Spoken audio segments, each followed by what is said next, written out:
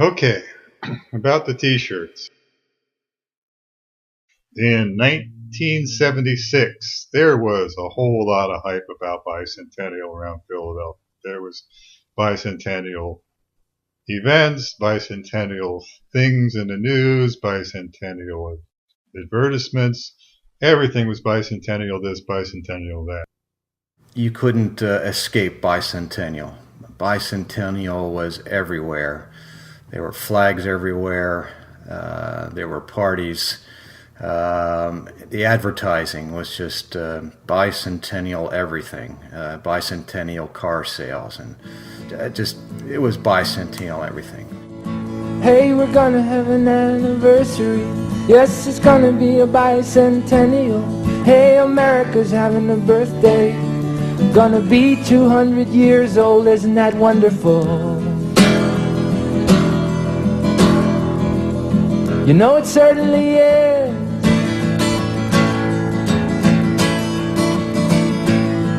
Goodness, what a wonderful country. Wow, what a nifty history.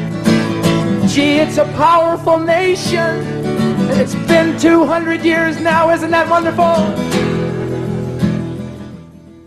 Down to Independence Hall, where there was a stage set up. President Ford was scheduled to speak on the 4th. I guess we thought it would be cool to go down there and see what it looked like. I don't know how we got down there, but I remember poking around and thinking, man, there's not much security here. There was anybody down there. Of course, it was probably late at night too, but that was neat. A little preamble to the party. In fact, I made some film of the fireworks the week before the 4th of July practice run. You could see the fireworks going over the PE building, Philadelphia Electric building, down there on the western side of Center City. So let's hear it for Ohio, the rippling redwood forest, the Sawmill River Parkway, Oklahoma's strange panhandle, aren't they all wonderful?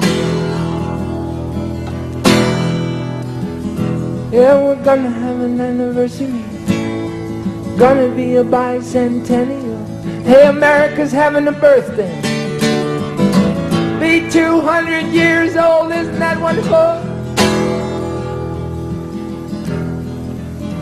Isn't that wonderful? Wasn't that wonderful? Ah, you know it certainly was. It was a foregone conclusion, I guess, that we would have a big party on the 4th of July in 1976, because we had a history of having parties based around my apartment at 110 North 34th Street, because it was just a good natural place to have a party. We had access to my apartment, and with a door leading outside to the rear of the house with plenty of space to congregate, a good place to put kegs. There is a empty lot 2 houses down the street where we had, fires and barbecues and things like that. So all in all, it was a good place to have a party. And someone came up with the idea that we would make t-shirts to commemorate the event. Yeah, with all the bicentennial everything, the bisensational center of the universe popped into my head, because that's what we were. We were there 34th Street. Yeah, we were on the other side of Schuylkill, but still we were in Philly, and we were the center of the universe. So that was that we decided to put that into design, and Roger went off and worked this silk screening with Dell. I had a friend from my old neighborhood named Dale Connor, who was a fairly newly minted commercial artist, and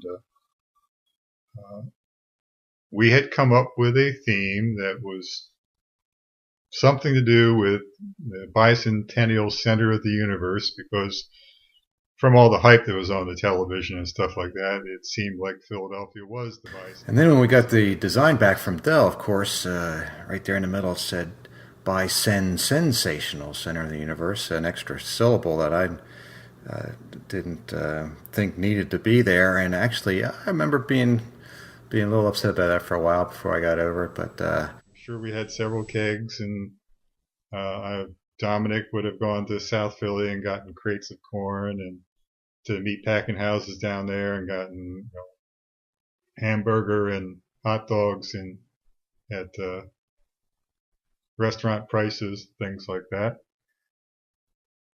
I recall the party being large enough so that we were selling T-shirts during the party, and at one point we were raffling them, which was a good deal because by raffling we got more for a T-shirt than we would have had we sold it outright. I guess tie-dyed seemed like a natural. I mean, it was 76, 60s was still hanging around, and set up production in Roger and Jane's kitchen. I think at that time we were probably using RIT dye and had boiling, bubbling pots on the stoves, and some kind of production line tying T-shirts. And well, Austin ain't got no city limits. You can't estimate a Texas mile. When winners filling seats from the west out to the east, Austin makes the whole world smile. Now I make my home down in San Marcos, where I count my tips at the Triple Crown. You best find a quiet seat if you're down at Cheatham Street, watching them pass that mic around. Austin ain't got no city limits. You can't estimate a Texas mile. When the line wraps around the street to see Cowtown bring the heat, Austin makes the whole world smile. Now if you see Lyle Lovett at Green Hall, the band is almost bigger than the crowd, so they'll be dancing in the streets with no room for two left feet. Goodbye to Carolina and Austin town. Now Austin ain't got no city limits. You can't estimate a Texas mile. You might need to roll the dice, 'cause we've got Ray and Tony Price. Austin makes the whole world smile. Now if you swim that creek in Wimberley, go hear Susan Gibson at the CCC. If you're heading back to town, Brennan Lee's at the Letty Brown, or at Booty's on the hilltop looking down.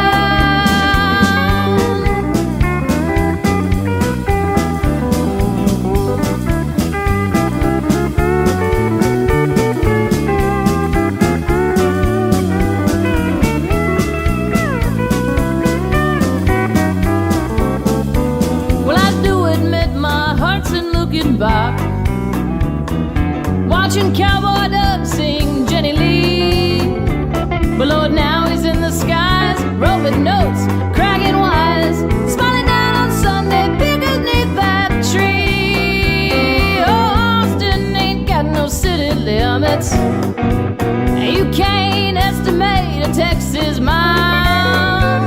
Rewind, he packs a bite in Dallas after midnight. Austin makes the whole world smile. When Radney swings a beat. some of the T-shirts still around. Probably since we used probably cheap dye. They didn't hold up all that well. Texas makes the whole world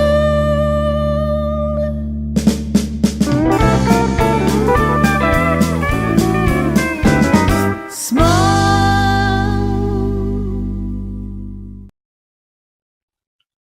Well, yeah, that's my recollections on the genesis of the whole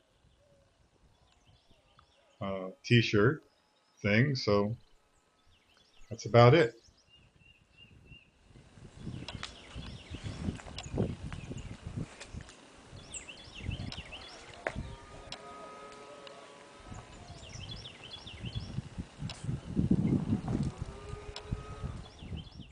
May the shirt live on for forever.